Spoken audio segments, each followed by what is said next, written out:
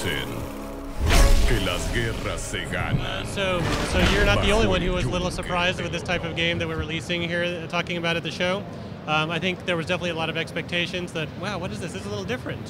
One thing I can say about Haerthstone right out of the gate is we absolutely want it to feel like a Blizzard game. It to have the same production values, same epic quality, just a little bit smaller. So the idea behind it came from, really thinking about what are the types of games that we love to play on our own. Like when we go to our lunch break, or when we kind of go home and want to play games with our friends, we really love playing collectible card games. So because of that, we always knew we wanted to come and try to do an awesome online collectible card game. And at the same time, we started up a new team at Blizzard, and this is Team 5. And there was a vision behind Team 5 to have a smaller, scrappy, maybe a little bit more nimble team, a group that can basically be a little bit more experimental than maybe what we're able to do with some of our larger teams. And so we just kind of staffed up that team, and as we were doing that, we realized, we have this idea for a collectible card game, let's try to do that as our first experimental game. And so that's kind of how Haerthstone was born. Absolutely. I mean, I think one of the big things that we're trying to do is make a game that's so accessible that anybody can pick it up. This could be somebody who's played StarCraft in the past, or Diablo, or World of Warcraft. But even here at the show, one of the things we've seen already is people who've come to the booth and said, yeah, I've never really played World of Warcraft before, but I love playing collectible card games. And what we're finding is those people are really drawn to Hearthstone. So there's definitely kind of a good path there for people who've never previously been fans of Blizzard to come in and try out Hearthstone. For people who just want to try playing games on their iPad, that's another thing where we haven't released games for in the past. So if you have an iPad, this is a chance for you to try out a Blizzard game. And more than that, again, we think this is just a really easy to pick up game. And so if you want to play a game just in 10 minutes, this is something that's unique to Hearthstone, we think, maybe compared to some of our other games where you can come in, finish the game, and be done with it in 10 minutes and feel like you just had a great experience. Sure. So when we are deciding what platform a game should go on, we decide that based more on what the game is and what we feel would be right for the game. So when we look at this game, we look at a game that you have these collection of cards and you really want to just reach out and touch them, and what could be more perfect for that than putting it on the iPad platform. And that's sort of how we view all of our games when we're deciding where that game should go. So also at the show today, of course, you'll see Diablo 3 on the console, and we looked at Diablo 3 and went, hey, that seems like that'd be a great match for the console. So that's exactly why we went to the iPad. So it's not necessarily where we're going as a whole, it's just we'll look at the game and go, perfect match for the iPad, let's go there.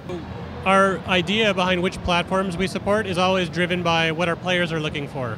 So if our players come and we have a lot of people come and say, we really care about this one platform, then we're going to be talking about that a lot within our dev team to figure out how can we support that with the next version of the game we release. Right now we're focused on Windows, Mac, and iPad, but if we have a strong response coming from our players that say, we really care about this platform A or this other platform, then that's something we'll be building into our roadmap.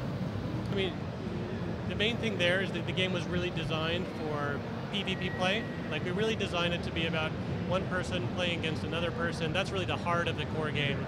And we feel like that's where the real opportunity was, to make a awesome, accessible game that anybody could come and play and have fun playing with somebody of their same skill level through the matchmaking or playing with their friends. After we started the game, though, we realized that some people maybe want to practice a little bit and sort of try their decks offline. And so that's why we came up with this practice mode where I can duel against the AI, 2 different levels of difficulty. There's a basic and an expert level. But that's really just to kind of test it out before I bring it online to go against other players. I think it's awesome. I've worked on World of Warcraft and Diablo, and those are great projects. But as a designer, one of the things that's been wonderful about this project is me and the other designer on the project can have a discussion about the design, and the entire rest of the team is in the room. So if anybody has an opinion they want to share, they can just jump in. Or when they want to know what they think, well, heck, they already know what we think because they were in the room when we were talking about it. So it makes the team much more tight-knit and has information flowing both to us and from us much more easily. So it's just wonderful. Yeah, I mean, there's a lot of elements that you'll recognize from the Warcraft universe if you are joining this game from playing World of Warcraft, or if you played Warcraft, the RTS game back, many years ago, or if you're still playing it. So a big part of that is the art style. So you'll see a lot of the same sort of bright, vibrant colors, see a lot of cool effects and different animations, things that are familiar to you when you're playing a shaman spell, you're casting arcane missiles as a mage, all that stuff is captured in the game.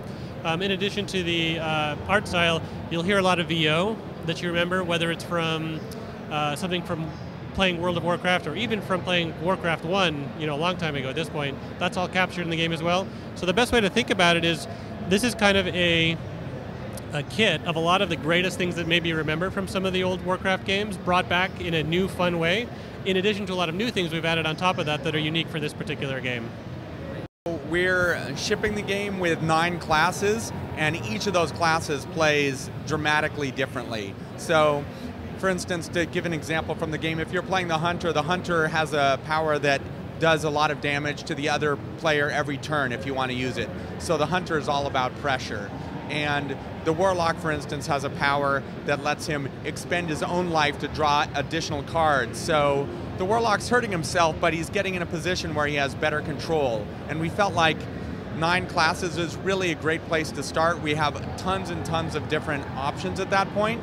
And certainly in the future, we're not sure exactly what we're going to do. We're sort of going to be looking to the community to see what they want us to do, because we're a small team and so we can't do everything, but we're hoping that the community will say, we want this or we want that, and whatever we really hear the most excitement about is something that we're going to seriously consider doing. Un juego de engaños que se juega mejor desde las sombras.